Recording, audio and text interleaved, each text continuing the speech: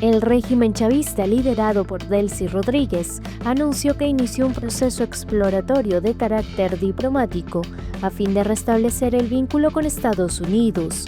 Poco menos de una semana después de la captura de Maduro, la Cancillería venezolana hizo el anuncio a través de un comunicado en sus redes sociales. La líder del régimen interino de Venezuela, Delcy Rodríguez, aseguró que su país no se encuentra en una situación de sometimiento ante Estados Unidos. Por su parte, el ministro del Interior del régimen chavista, Diosdado Cabello, indicó que tiene temor por el último ataque norteamericano en Caracas. Minnesota se ha convertido en escenario de protestas masivas tras la muerte de una mujer a manos de agentes del ICE. Los manifestantes condenaron el hecho y exigieron el retiro y fin de los operativos contra inmigrantes. Rusia llevó a cabo un ataque masivo contra Ucrania que incluyó el lanzamiento de un misil balístico hipersónico denominado Oreshnik, una de las armas rusas más poderosas y que rara vez se ha utilizado.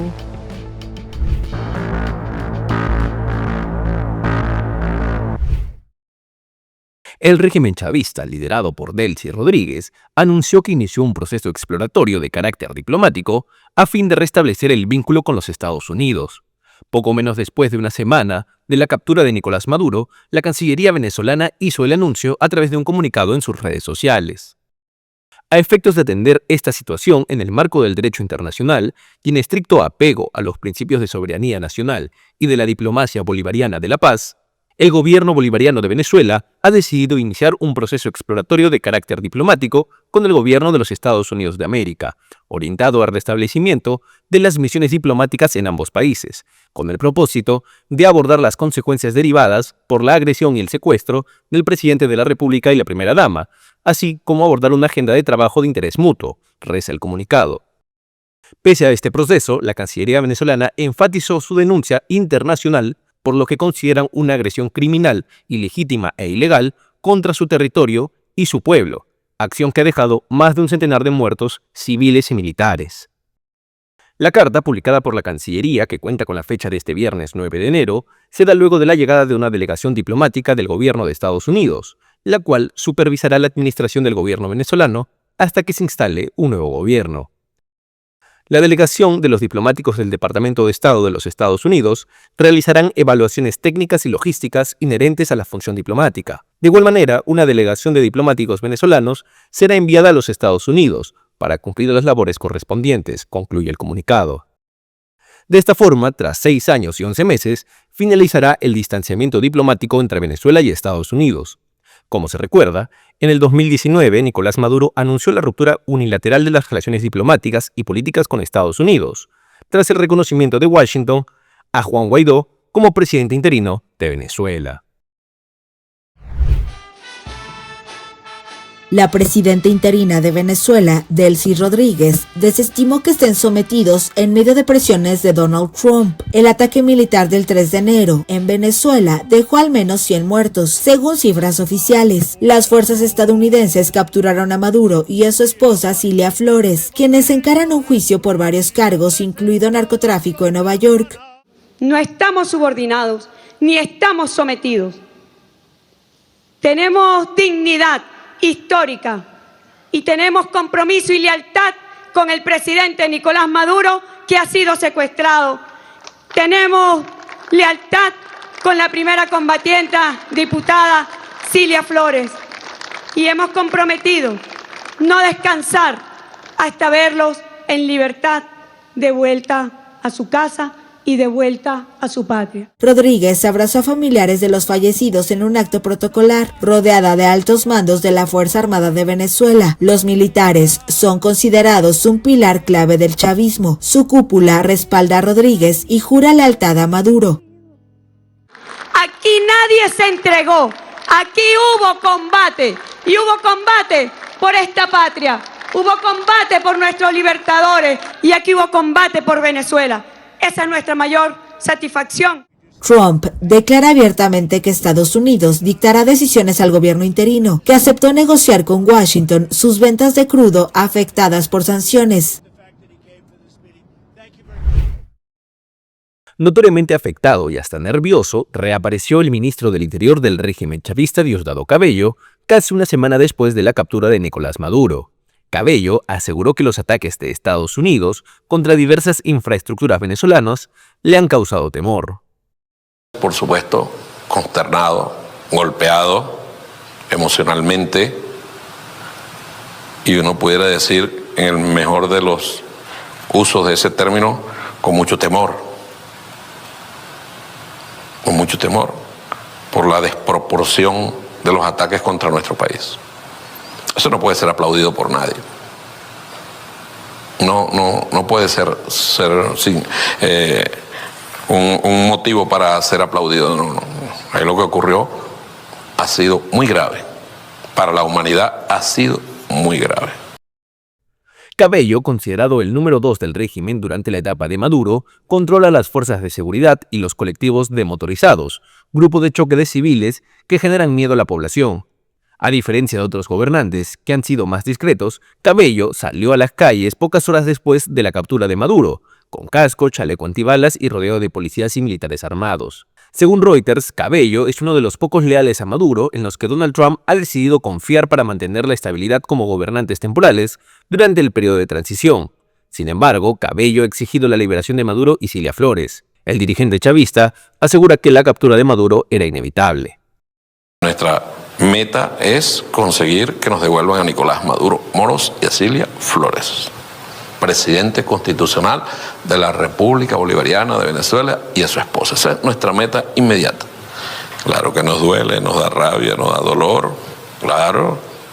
Nosotros estamos cargados de humanidad. Son ustedes que no tienen humanidad. No somos mercenarios. Nada. Aquí en nuestro país lanzaron bombas. Dígame usted, bombardearon el volcán. Las últimas 27 semanas ha sido un asedio permanente.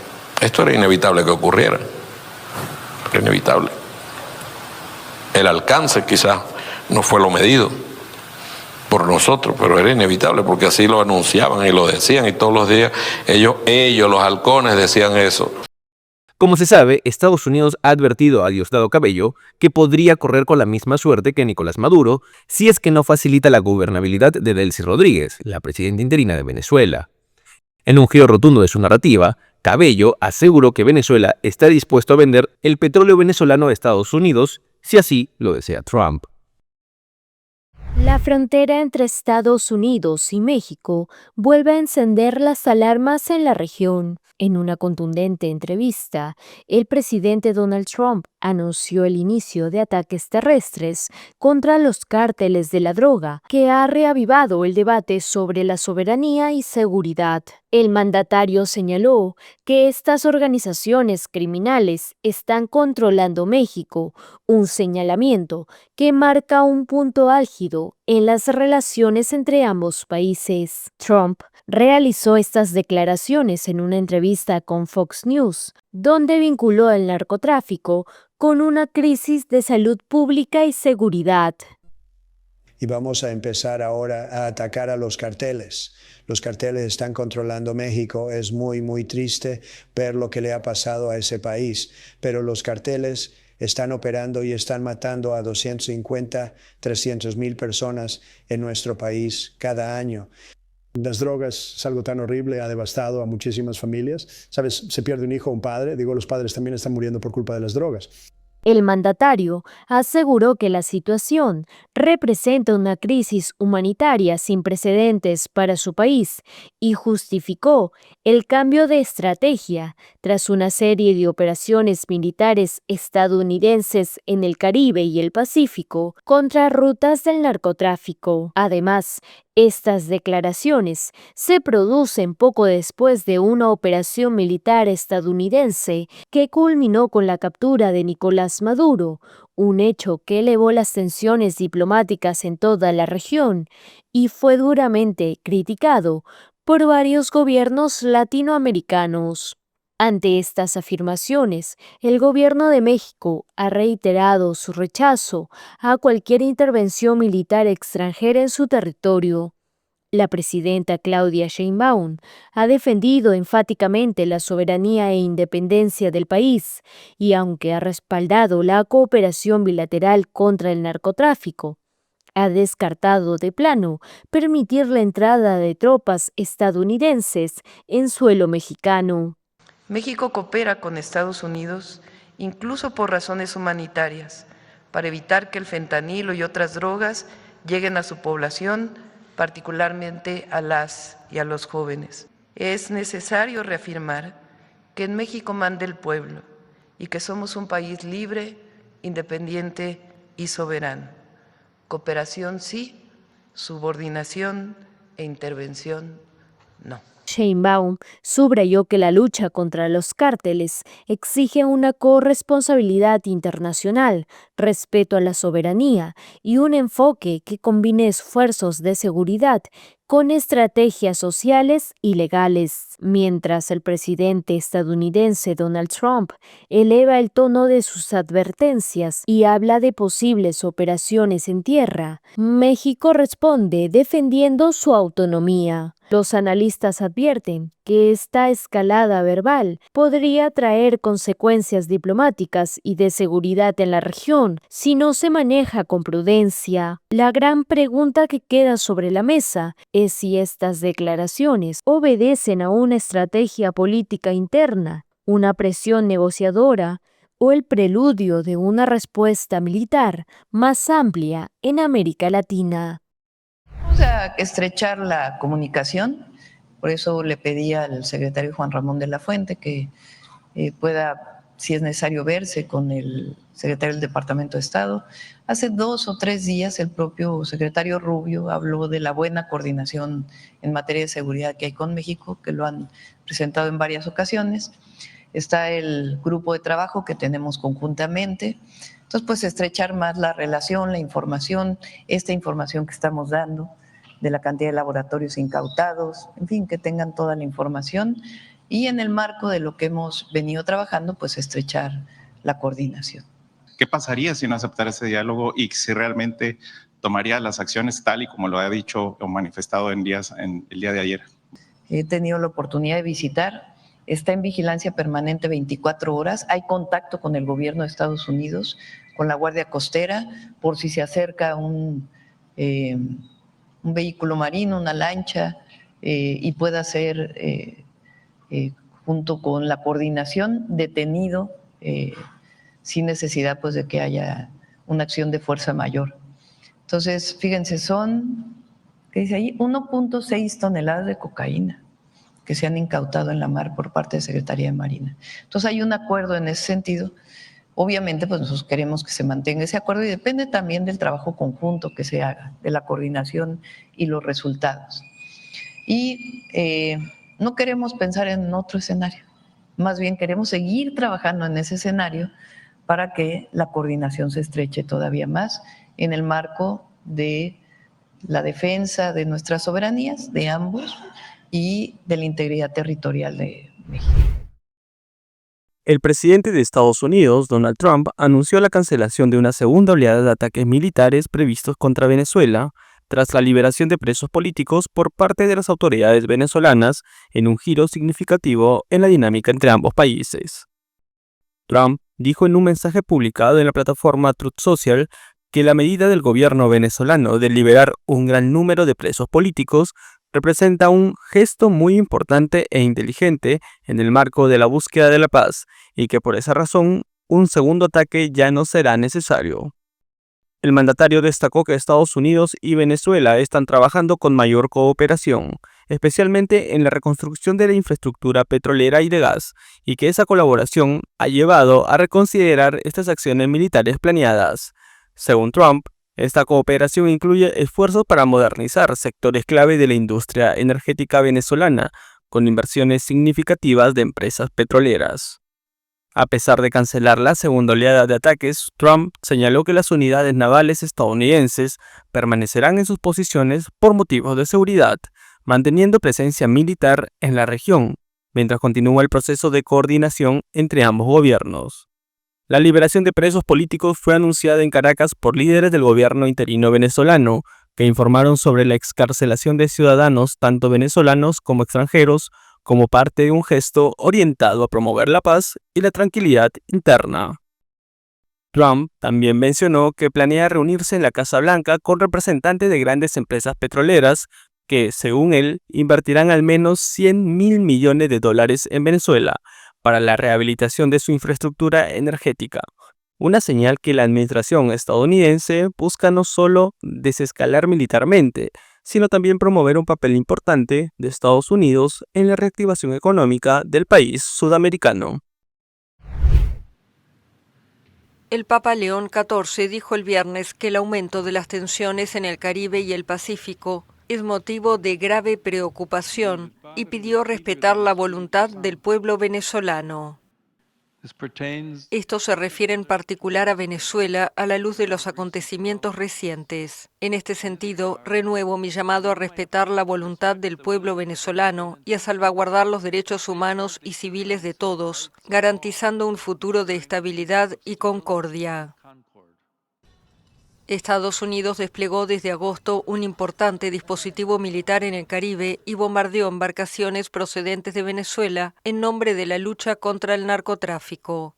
También llevó a cabo ataques similares en el Pacífico Oriental. El presidente Nicolás Maduro y su esposa Cilia Flores fueron luego capturados el 3 de enero en un sorpresivo ataque militar en plena madrugada en Caracas, una operación que agitó el escenario diplomático mundial. León XIV criticó además el creciente recurso a la fuerza como forma de manejar las relaciones internacionales. Una diplomacia que promueve el diálogo y busca el consenso entre las partes está siendo reemplazada por una diplomacia basada en la fuerza, ya sea por individuos o por grupos de aliados. La guerra ha vuelto a estar de moda y un fervor bélico se está extendiendo. León XIV también lamentó un aumento de la violencia en Cisjordania contra la población civil palestina, que según dijo, tiene derecho a vivir en paz en su propia tierra. Las declaraciones del pontífice tuvieron lugar durante una audiencia con los miembros del cuerpo diplomático acreditados ante la Santa Sede. Estados Unidos confiscó en primeras horas de este viernes el buque cisterna Olina, el tercero en esta semana, vinculado a operaciones petroleras con Venezuela, en una acción realizada en el Mar Caribe. La operación, llevada a cabo por infantes de la Marina y marineros de las Fuerzas de Tarea Conjunta Southern Spear, contó con la coordinación del Departamento de Seguridad Nacional y el despliegue de recursos del USS Gerald Ford. En un comunicado, el Comando Sur de los Estados Unidos anunció que una vez más, nuestras fuerzas interinstitucionales conjuntas enviaron un mensaje claro esta mañana: no hay refugio seguro para los criminales.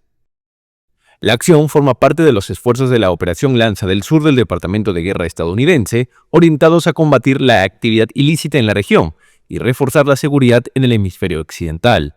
Este operativo contó con el respaldo de otras plataformas navales, entre ellas el USS Iwo Jima, el USS San Antonio y el USS Fort Lauderdale, que integran el grupo anfibio listo de la Armada de Estados Unidos. Esta incautación se suma a las realizadas el miércoles cuando la Armada de Estados Unidos incautó 2 navíos que transportaban petróleo. El primero, el buque el Bela-1, registrado bajo una bandera rusa, que fue interceptado después de una persecución de 2 semanas mientras se dirigía a Rusia. Y el segundo, el M/T Sofía, que fue capturado sin incidentes en aguas caribeñas. Washington vuelve a convertirse en el epicentro de una decisión clave para el futuro de Venezuela. El presidente de Estados Unidos, Donald Trump, confirmó que la próxima semana recibirá en la Casa Blanca a la líder opositora venezolana, María Corina Machado, un encuentro que podría marcar el rumbo político del país, pero que también ha generado más preguntas que certezas. En una entrevista con Fox News, y al ser consultado por María Corina Machado, el mandatario estadounidense dijo estar impaciente por saludarla, alimentando la expectativa sobre el papel que tendría la oposición venezolana tras la captura de Nicolás Maduro. Sin embargo, la confirmación de esta reunión ha sorprendido a muchos, y es que solo días antes, el propio Donald Trump había puesto en duda la capacidad de Machado para gobernar Venezuela. Pero esto podría cambiar la próxima semana. A este escenario se suma un elemento simbólico y polémico, el Premio Nobel de la Paz. Días atrás, María Corina Machado dijo que le gustaría entregarle su Nobel a Donald Trump como reconocimiento a su papel en el proceso venezolano. Cuando se le preguntó sobre este gesto, el republicano respondió que sería un gran honor aceptarlo, reiterando que considera que él debió haber recibido ese premio. ¿Tienes algún plan para encontrarte con ella y aceptarías el premio Nobel que ella te quiere entregar? Bueno, entiendo que viene la próxima semana en algún momento.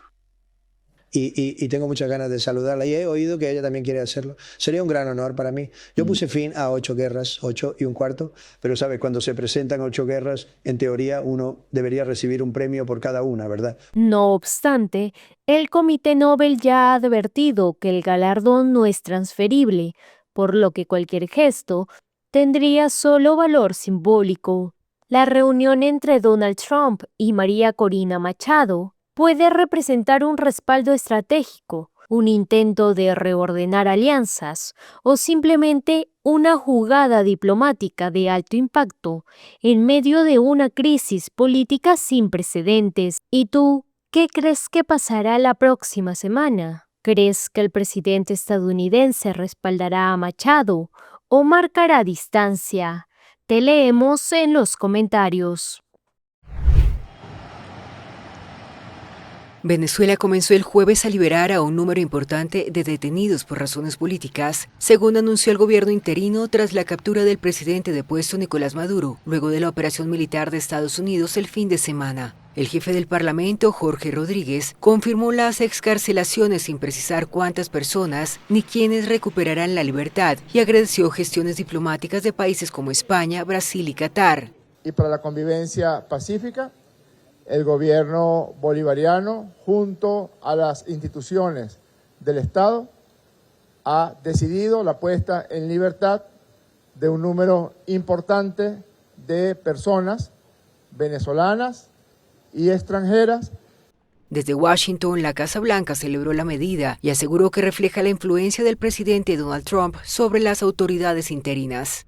Familiares de presos políticos comenzaron a llegar a los centros de detención en Caracas. En el helicoide, sede de los servicios de inteligencia y uno de los centros de reclusión más temidos del país, buscaban información sin obtener respuestas oficiales. Agentes policiales impedían a los familiares acercarse a la puerta de acceso.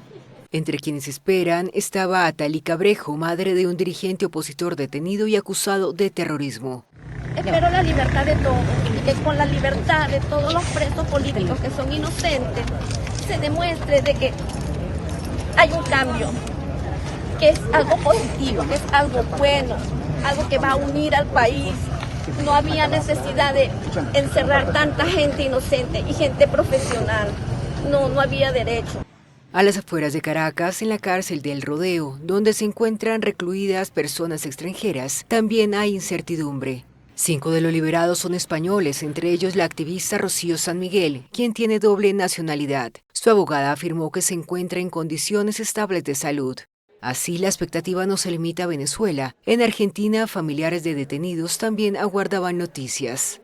Estamos muy emocionados, esperando estar dentro de la lista. Creo que los sentimientos son bastante ambiguos cuando escuchas a Jorge Rodríguez decir que solo va a ser un importante número y no todos. Pero bueno, esperamos lo mejor y seguiremos luchando siempre hasta que salga el último. En tanto, la líder opositora venezolana María Corina Machado consideró las excarcelaciones de presos políticos como un acto de restitución moral y aseguró que la injusticia no va a ser eterna. La ONG Foro Penal contabiliza 806 personas detenidas por razones políticas en Venezuela, una cifra que familiares y defensores de derechos humanos esperan que comience a disminuir.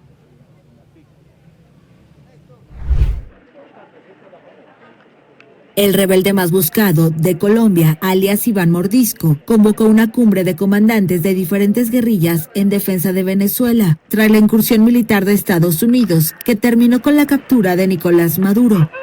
Los convocamos con necesidad imperiosa a una cumbre de comandantes insurgentes de Colombia y de toda nuestra América. Basta de intervenciones militares de asfixias económicas, de dominación cultural, que cese toda forma de agresión imperialista. El líder de la principal disidencia de las FARC, que se apartó del acuerdo de paz de 2016, dijo que las guerrillas, usualmente enfrentadas entre sí por las rentas de la cocaína y la minería ilegal, esta vez trabajarían conjuntamente contra toda forma de agresión imperialista, al enviar el mensaje a los líderes de otros 4 grupos rebeldes. Sabemos que existen diferencias heredadas del pasado que aún palpitan entre nosotros, pero hoy miramos al mismo enemigo. La sombra del águila intervencionista se cierne sobre todos por igual. Los convocamos a dejar a un lado estas diferencias.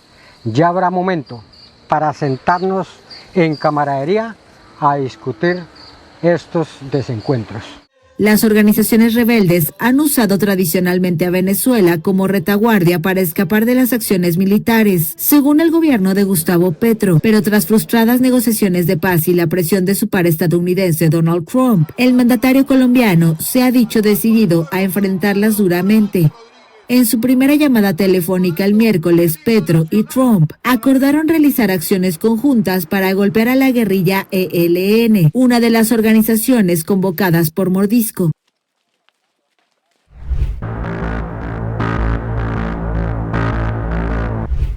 Estados Unidos salió de la Convención Marco de las Naciones Unidas sobre el Cambio Climático, tratado matriz que sustenta los principales acuerdos internacionales sobre el tema. La salida forma parte de una medida más amplia anunciada por la Casa Blanca. En total, el presidente Donald Trump retiró a Estados Unidos de 66 organizaciones y tratados internacionales, 31 organizaciones de las Naciones Unidas y 35 no pertenecientes a la ONU. La Convención Marco de Naciones Unidas, firmada en 1992, establece la cooperación entre los países para reducir las emisiones de gases causantes del calentamiento global y adaptarse al impacto del cambio climático. El jueves, la Unión Europea criticó duramente la decisión de la mayor economía del mundo y la segunda mayor emisora de gases de efecto invernadero. La vicepresidenta ejecutiva para una transición limpia del bloque dijo que a la Casa Blanca no le importa el medio ambiente, la salud o el sufrimiento de las personas.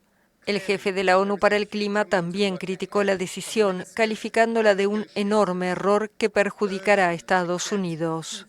Trump, que ha priorizado los combustibles fósiles en su política interna, ha despreciado abiertamente el consenso científico de que la actividad humana está calentando el planeta y llegó a calificar la ciencia climática como un engaño. Su gobierno no envió representantes a la última cumbre climática de la ONU, la COP30, celebrada en noviembre en la brasileña Belém. El memorando del gobierno estadounidense también ordena el retiro del Panel Intergubernamental sobre el Cambio Climático, órgano de la ONU responsable de evaluar la ciencia del clima junto con otras organizaciones.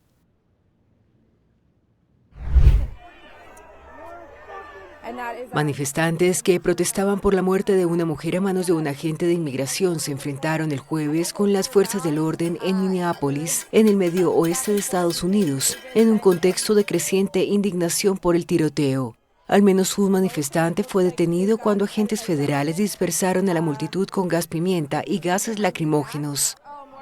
Algunos participantes portaban carteles con mensajes contra el Servicio de Inmigración y Control de Aduanas. La mujer murió el miércoles durante una protesta contra las medidas migratorias del presidente Donald Trump en esta ciudad del estado de Minnesota.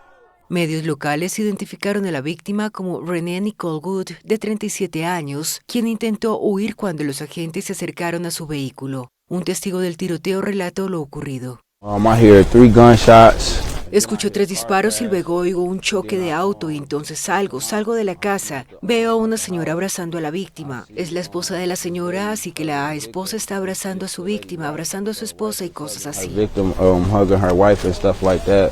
El presidente Donald Trump acusó a la mujer de atropellar a la gente. El alcalde de Minneapolis, Jacob Frey, calificó la postura del gobierno como inaceptable y pidió al ICE que abandone la ciudad tras 2 días de redadas. Las autoridades estadounidenses afirmaron que se habían desplegado hasta 2.000 agentes en Minneapolis y sus alrededores para llevar a cabo redadas tras varias denuncias contra migrantes somalíes. Trump ha convertido la prevención de la migración ilegal y la expulsión de los migrantes indocumentados en prioridades de su segundo mandato.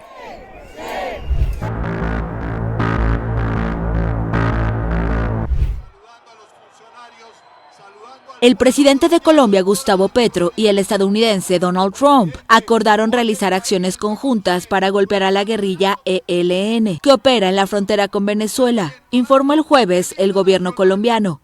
Colombia y Venezuela comparten una porosa frontera de 2.200 kilómetros, en la que diferentes grupos armados se disputan las rentas del narcotráfico, la minería ilegal y el contrabando. En una llamada telefónica el miércoles entre ambos mandatarios, Petro solicitó ayuda a Trump para combatir al ELN, pues afirma que los guerrilleros huyen a Venezuela tras combates con las fuerzas colombianas. Petro intentó desde 2022 negociar la paz con la guerrilla ELN mediante el diálogo. Es que hay una orden de atacar en toda la dureza al ELN en la frontera, que la retaguardia que tenía allá en Venezuela ya no la tienen, entonces es posible dar hacer unas acciones militares mucho más audaces, mucho más prometedoras, y en ese sentido también se habló con el presidente Trump sobre eso. La escalada de tensiones entre Estados Unidos y Colombia parece haber menguado tras la llamada realizada luego de la operación estadounidense en Venezuela y amenazas de posibles acciones militares en Colombia. El clima es de alivio, de tranquilidad, y obviamente pues hay una sensación de que tenemos un desafío grande que tiene que ver con mantener el buen diálogo que ayer empezaron los presidentes Trump y el presidente Petro, pero no hay un ambiente, y hay que decirlo así, de triunfalismo. Hay un ambiente de mucha cautela, esa es una palabra clave en este momento. Petro informó a Trump sobre una eventual visita de la venezolana Delcy Rodríguez y reafirmó que Colombia la reconoce como mandataria interina de Venezuela. No, el presidente Trump sobre el tema de Venezuela no dijo mucho. Lo importante fue que el presidente Petro dijo que había hablado con Delcy y además la había invitado a venir a Colombia, que iba a venir, y lo más importante, que él podría ser un mediador importante y decisivo para el tema de Venezuela, porque cuando hay paz en Venezuela hay paz en Colombia. En la llamada, Petro aceptó una invitación de Trump para una reunión en la Casa Blanca. Este es el momento exacto en el que un artefacto explosivo impacta a la diputada hondureña Gladys Aurora López. Dejan entrar. No nos dejan entrar. La detonación se produjo cuando varios diputados del opositor Partido Nacional acompañaban al jefe de bancada Tomás Zambrano, quien estaba dando declaraciones a la prensa. Los diputados estaban a 3 metros de un ascensor en la parte posterior del Parlamento cuando explotó el artefacto en la espalda de López, quien cayó al piso y de inmediato fue protegida por policías. Luego fue llevada en un vehículo a un hospital de la capital hondureña. El explosivo le causó lesiones en la espalda y la cabeza. El incidente ocurrió minutos antes de una sesión del Parlamento para dar a conocer un informe sobre los resultados de las elecciones generales del pasado 30 de noviembre. El nuevo presidente electo de Honduras, Nasri Tito Asfura, del Partido Nacional, y quien se encontraba en San Pedro Sula, en el norte del país, lamentó el incidente y expresó que espera que la diputada López esté bien de salud. Diputados hondureños del oficialista Partido Libertad y Refundación Libre Izquierda aprobaron la iniciativa del presidente del Parlamento, Luis Redondo, para adelantar un nuevo escrutinio del 100% de las actas de las elecciones generales que tuvieron lugar el pasado 30 de noviembre. En medio de una sesión del Pleno del Parlamento, integrado con diputados propietarios y suplentes, la iniciativa se aprobó luego de que no se permitiera el ingreso de más de 70 opositores, pertenecientes en su mayoría a los partidos Nacional y Liberal, según sus propias denuncias. Redondo propuso que el Consejo Nacional Electoral realice el escrutinio de la totalidad de las actas de cierre en los 3 niveles selectivos. Además, instó al pueblo hondureño a rechazar lo que calificó como un fraude y a que no permitan que se viole el derecho de votar libremente. No podemos permitir el robo de las elecciones por medio de un monumental fraude electoral en que se violentó el derecho de libre sufragio, injerencia extranjera y corrupción del TRED. La propuesta del funcionario fue aprobada tras un informe de análisis que hizo una comisión especial de la Comisión Permanente sobre la situación jurídico-electoral de Honduras tras las elecciones generales de 2025. Algunos líderes de oposición y juristas consideran que la iniciativa aprobada de Redondo carece de fundamento, pues a su juicio el Consejo Nacional Electoral ya dio los resultados y lo que falta ahora es que se instale una nueva junta directiva del Parlamento el próximo 25 de enero y la posesión de Asfura el día 27.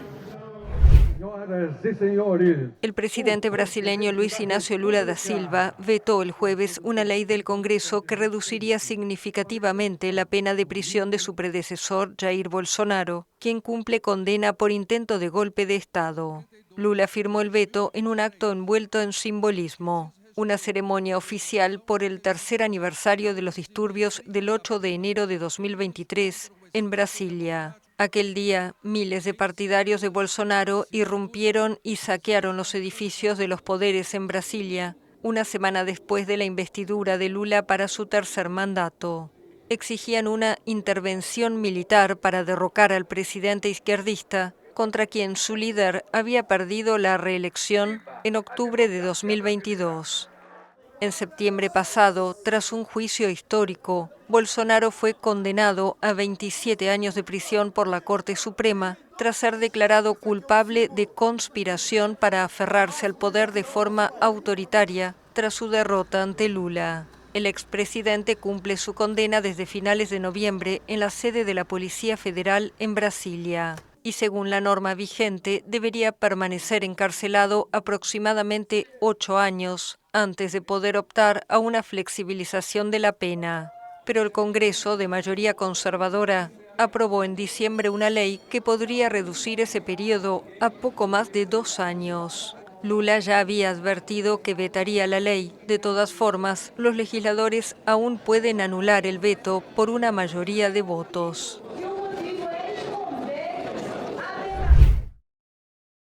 Un gran incendio forestal mantiene en alerta la Patagonia Argentina, con focos activos principalmente en la provincia de Chubut. Las llamas se propagaron con rapidez durante los últimos días, impulsadas por las altas temperaturas, vientos intensos y una sequía prolongada, obligando a las autoridades a desplegar operativos de emergencia para contener el fuego y proteger a la población. Entre las zonas más afectadas se encuentran las áreas cercanas a El Hoyo y Puerto Patriada, además de sectores del bosque nativo dentro y alrededor del Parque Nacional de Alerces. También se han reportado focos secundarios en regiones cordilleranas del Río Negro y de Santa Cruz, donde el fuego avanzó sobre pastizales, plantaciones y áreas de alto valor ecológico. En conjunto, miles de hectáreas ya han sido consumidas, afectando la flora y fauna y actividades productivas y turísticas. Como medida preventiva, miles de personas entre residentes y turistas han sido evacuados de manera escalonada en los puntos de mayor riesgo. Las autoridades locales habilitaron centros de evacuación y restringieron el acceso a los parques y caminos rurales. Según los reportes oficiales, al menos 3.000 turistas han sido evacuados. El gobernador de Chubut, una de las provincias más afectadas, aseguró que los incendios más importantes fueron provocados intencionalmente. Evacuamos a más de 3.000 turistas que se encontraban en el lugar. Los miserables que prendieron fuego van a terminar presos, dijo el gobernador Ignacio Torres a periodistas en referencia al balneario de Puerto Patriada, al norte del lago de Epuyén, unos 1.700 kilómetros al suroeste de Buenos Aires. Torres anunció una recompensa de 50 millones de pesos, unos $33.000, para quienes aporten datos sobre el siniestro. El incendio se inició con un acelerante o nafta, que es lo que determina que efectivamente alguien quiso prender ese fuego, dijo el fiscal Carlos Díaz Mayer. Frente a esto, el gobierno nacional y las provincias afectadas activaron el Sistema Nacional de Manejo del Fuego, desplegando brigadistas, bomberos, aviones hidratantes y apoyo logístico, además de prohibir quemas y reforzar controles. Paralelamente, se anunciaron investigaciones judiciales y recompensas para identificar a los responsables. Todo esto mientras continúan las tareas para contener el avance del fuego y mitigar los daños.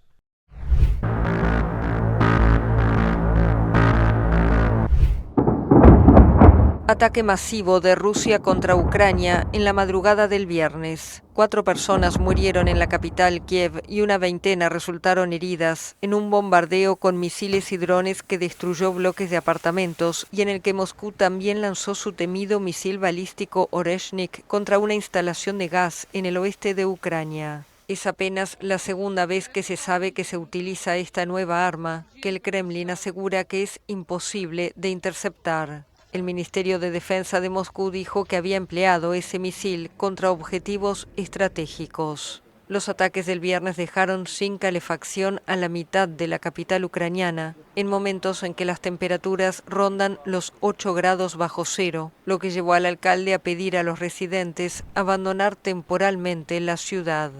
El bombardeo llegó horas después de que Moscú rechazara un plan de Kiev y sus aliados occidentales para desplegar fuerzas de paz en Ucrania en caso de un alto al fuego en una guerra que está por cumplir 4 años. Al otro lado de la frontera, en la rusa Belgorod, el gobernador dijo que más de 500.000 de personas estaban sin electricidad ni calefacción después de que un ataque ucraniano apuntara a los servicios públicos de la región. Decenas de personas desafiaron el frío y la lluvia este viernes en Bruselas para unirse a las protestas contra el régimen iraní, que desde hace casi 2 semanas se extienden en ese país, motivadas por la grave crisis económica que viven millones de personas. La manifestación, convocada por el Consejo Nacional de la Resistencia de Irán, un grupo opositor en el exilio, denunció la muerte de manifestantes en las últimas horas, aunque el apagón digital impuesto por Teherán impide verificar la magnitud de los hechos. Con banderas del antiguo Estado Imperial de Irán, verde, blanca y roja, con un león y un sol en el centro, los manifestantes reclamaron el fin del régimen actual y promovieron la resistencia organizada como vía de cambio. Y es que el corte de Internet ha dejado incomunicadas a muchas familias iraníes, por lo que algunos asistentes expresaron su angustia por no poder contactar a sus seres queridos, especialmente en las últimas 24 horas. El grupo, activo también en París y Berlín, insiste en su demanda central: un sistema republicano que representa a la ciudadanía y no una dictadura ni un retorno al antiguo poder monárquico.